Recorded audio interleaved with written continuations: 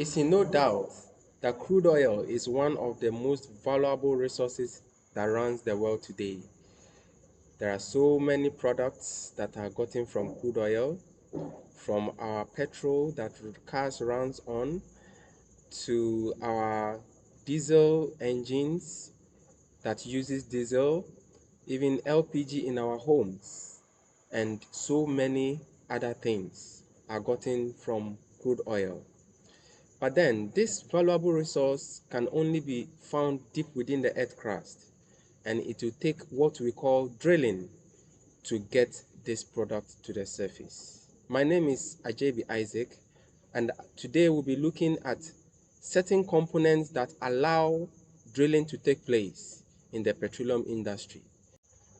Drilling fluid functions and the mud circulating system. Next, we look at the contents.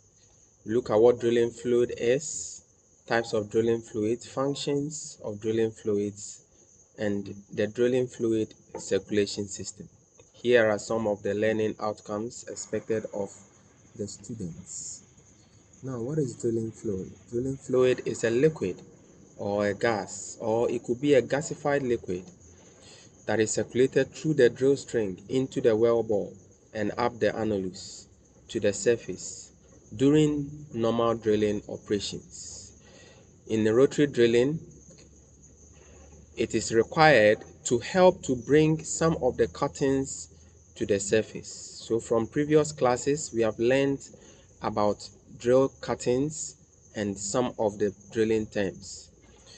So drilling mud, as you can see, is usually gray brown in color and muddy in texture. So when you look at the pictures here, you can notice that drilling fluid is of this texture. Now let's look at types of drilling fluid. We have the gas-based drilling fluids, and this is normally used in potential low circulation zones and zones with low reservoir pressure and under balanced drilling operations. There are four major types of gas drilling fluids. So we have the dried air, we have the mist, we have the foam, and we have the gasified mud. Now all these function to basically remove drilled cuttings and to also cool the bottom hole assembly. But then the mist has extra functions where it is effective information that has to do with production of small amounts of water. But with the foam, it's also better than the dried air in effect because it is very useful in low circulation zones. When we look at the gasified mud, it is formed when we introduce nitrogen into the wellbore along with the circulated mud or the mud slurry. So it is effective in weak formations or formations with very low fracture gradients and very useful in underbalanced drilling. Now let's look at some of the advantages and disadvantages of the gas-based drilling fluids. We have improved rate of penetration. The rate at which the drill bit will penetrate into the earth during drilling is improved when you use gas-based. And we also have longer drill bit life. Normally the drill bit causes friction when it rotates and comes into contact with the rock surface. So there is what we call wear and tear that is liable to affect the drill bit, and this will decrease the life of the drill bit. But the drilling fluids, the gas drilling fluids, helps to increase or prevent or minimize this wear and tear, thereby elongating the drill bit life. Then we have better control of low circulation zones. Also, now let's look at some of the disadvantages of the gas-based drilling fluids. It is not economical because it takes a lot of money to get these chemicals or gases in huge amounts, and it could easily escape into the atmosphere, so it makes it less economical than the other drilling fluid types. And then there could be a possible downhole fire that could be caused during operations. corrosion can also occur, and then hole deviation also can also occur. So let's look at the other types of drilling fluids. We have the liquid drilling fluids. These are used when the gas-based drilling fluids are not favorable. So we have majorly three types of liquid drilling fluids. First, the normal water or the clear water drilling fluids. So you can either use fresh water or seawater. This is most economical because of the abundance of the source of seawater and fresh water in the environment. And also, this kind also increases the rate of penetration, and the bit life is also increases. But then the limitation of this type of drilling fluid is that it's in abnormal pressure zones. We could have some of the water causing problems, drilling problems. There are some zones that are water sensitive, so water could wash them, or they could be washed off the surface, and it could cause more problems. And also, some wells are mechanically unstable. They could cave in during the course of the drilling. So in these places, fresh water or seawater may not be favorable. Now let's look at the next one.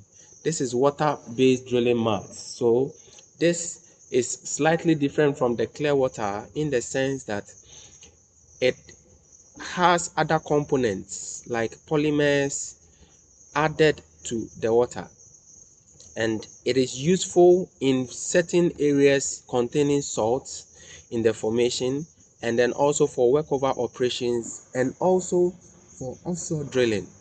Polymers add weight to the drilling fluid, so when they are used in a water environment, they easily do not flow away. Now let's look at the next drilling fluid. We have oil-based drilling fluid. This is very desirable because they are very unreactive to the contamination that can happen within the Earth's surface. So H2S gas and CO2 gas, they are acidic gases. They could contaminate the water-based drilling fluid, but for oil-based drilling fluid, it's not easily contaminated. And then they do well also in active shale environments. So they are majorly applied in high temperature formations, water sensitive shales, thick salt sections, and areas where lubricity of the drilling bit is very, very important. Also in corrosive environments. So functions of the drilling fluid. The drilling fluids have major functions, minor functions, and other functions that it performs. But the major functions are majorly three.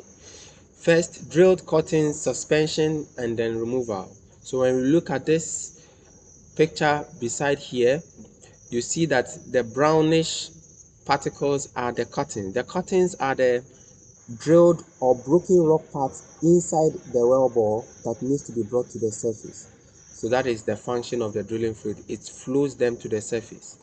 Then the next thing is to contain the subsurface formation fluid pressures. In the formation, there is so much pressure that some of the fluids tend to flow from that high pressure zone into the drilled well bore zone that is having lower pressure. So in that case, the drilling fluid has the function to stop that. Then we have hole stabilization.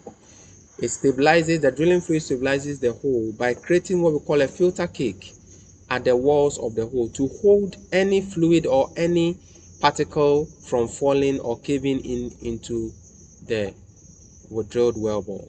Other functions. So we have minor functions like cooling and lubricating the drill string, reducing the casing string and the drill string while suspending in the well bore.